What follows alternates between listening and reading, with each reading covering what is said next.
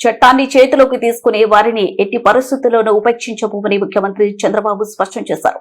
అన్నమయ్య జిల్లాలోనే toll plaza సిబ్బందిపై Kalyandurg MLA Amilineni Surendra Babu అనుచరుల దాడిపై ఆయన తీవ్ర ఆగ్రహం వ్యక్తం చేశారు. ఈ ఘటనలో బాధ్యులపై తక్షణమే కేసులు నమోదు చేసి కఠిన చర్యలు తీసుకోవాలని పోలీసులు ఉన్నత అధికారులను ఆదేశించారు.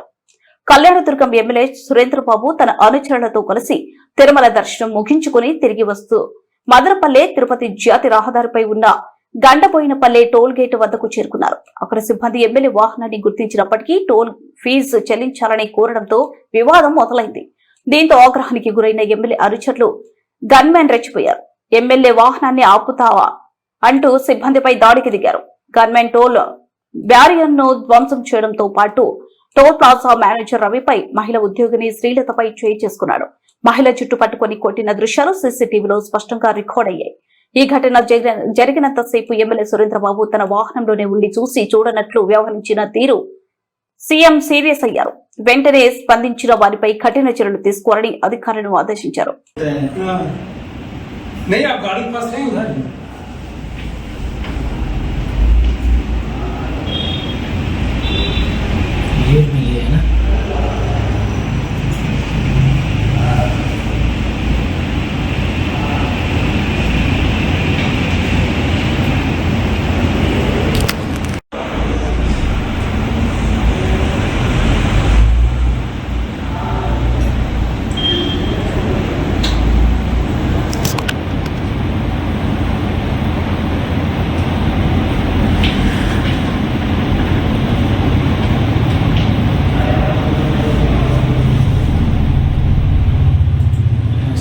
पीछे